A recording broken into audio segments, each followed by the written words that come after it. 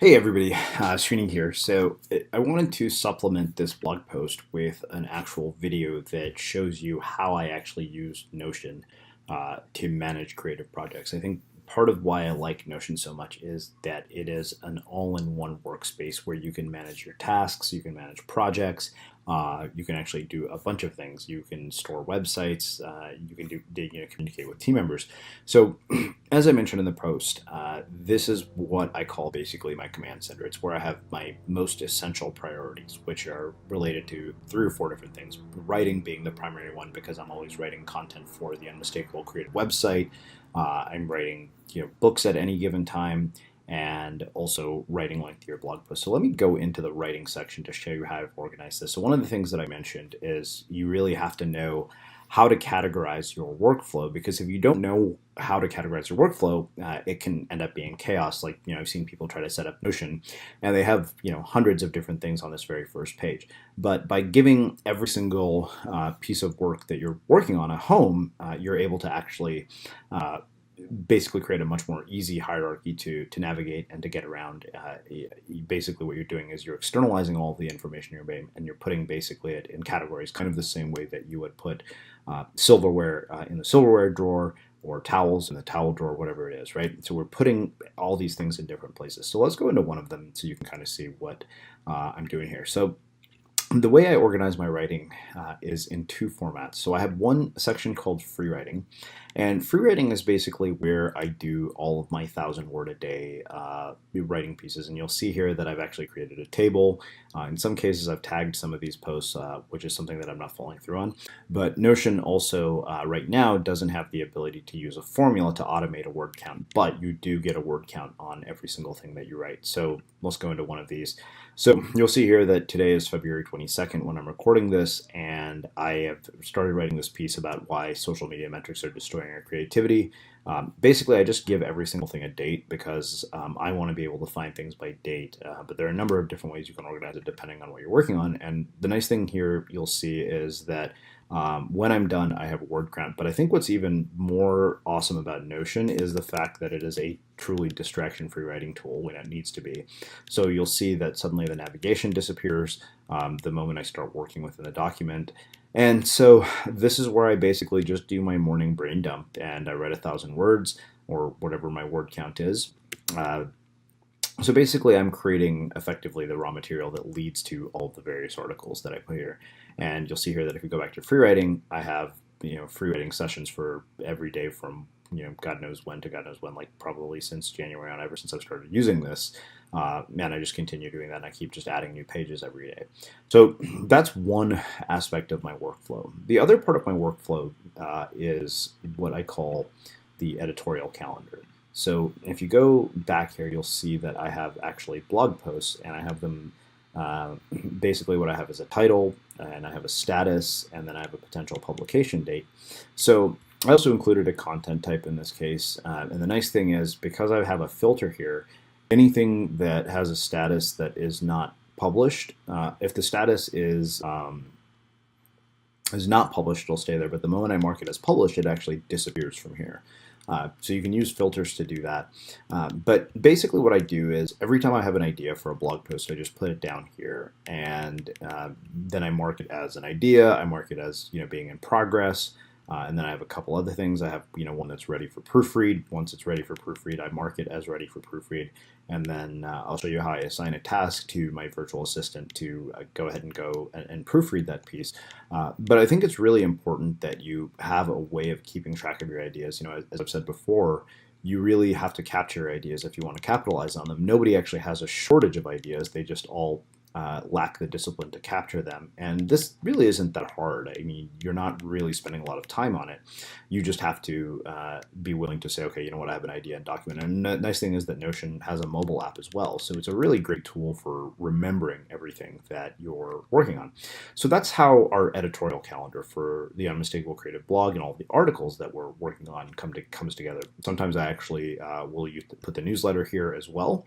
So The other thing that's nice about the editorial calendar is that you can look at it in different views, right? So you can view it by status here if you like the Kanban method. I prefer the table, but yeah, this is one of the things that's super cool about Notion. And the other thing is that you can collaborate with multiple people on all these documents. So that's something I do with all of my clients when I'm working on their projects. So basically everything that is related to writing pretty much lives here. You'll see here that I have some extra stuff that probably shouldn't be here, which I'll remove at some point. But yeah, so basically my free writing, my blog post, my editorial calendar. Now, part of the reason I don't put book-related things here is because I basically think that anything that's more complex than a blog post actually belongs in a section called projects. So if you go to our projects here, you'll see that we have a couple of different things that I've been working on. I have, book 3 here, which is a book that I've been hashing out with a publisher, and you can see all the notes from the various people that I've been working with, and multiple different versions of this. And so I keep this all there, so anything related to this book actually goes into this category, or it basically is assigned as a project, and anything related to it, whether it's tasks related to it, whether it's ideas, whether it's research, all that ends up getting dumped here. So that's why I think it's important to separate projects when you're working on this. So I have another book that I'm working on called The Scenic Route. You'll see here that I have sort of the content here broken up, and part of the reason I did this in pages like this is because of the fact that I wanted to be able to move things around as I saw fit. If I wanted to move something from one chapter to another, I could do that. The other thing you'll see here is I have a launch checklist, and again you can see that it basically comes out as basically a couple of different ways.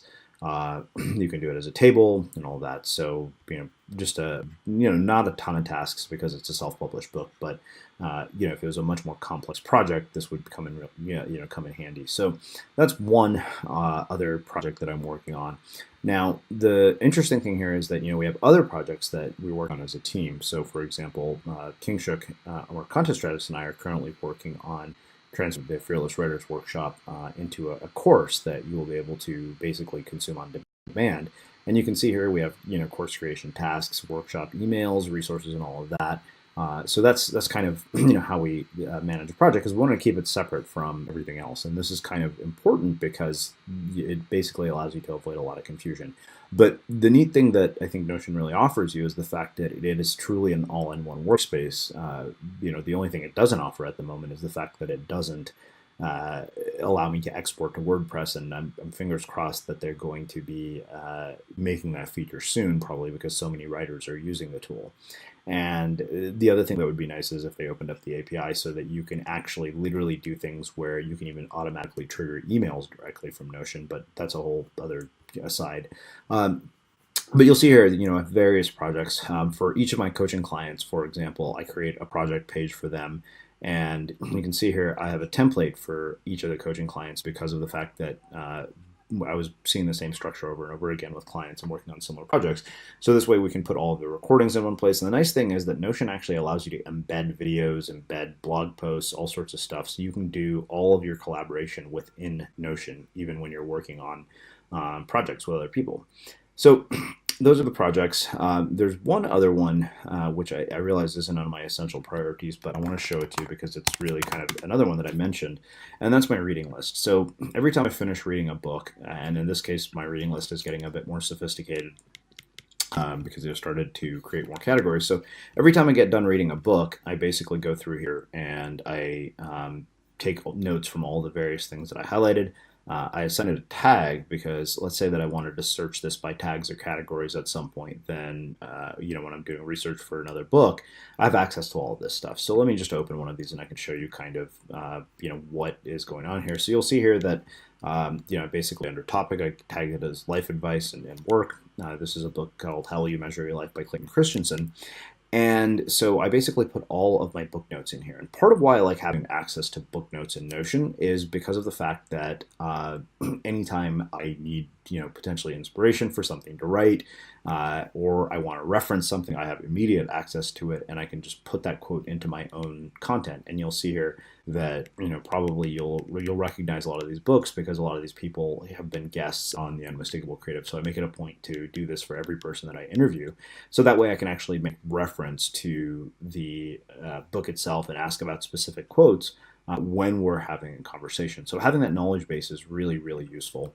And so It's one of those things where Notion is amazing because the more that you use it, the more useful it starts to become to you. And so basically, I showed you. Now we have the admin section. Now under admin, you'll see, we have, metrics, revenue and finances, notes, meeting notes, and agendas. And the primary one that probably spend a lot of time in is, we have every week we have a meeting, and basically we create an agenda so that way we don't waste a ton of time in the meeting. And you can, do this for everything. So basically, that's our admin section from the essential priorities. So this becomes basically like a command center of sorts. And you can see here I have archive. And so everything that we're done working on pretty much goes right into the archive. So I just wanted to supplement this blog post with a video tutorial. Hopefully you found this useful. And if you have any questions, feel free to email me. I'm working on helping many of my own clients set up Notion to manage their projects. So you can actually read about the blog post in more detail. You can email me at srini@unmistakablemedia.com.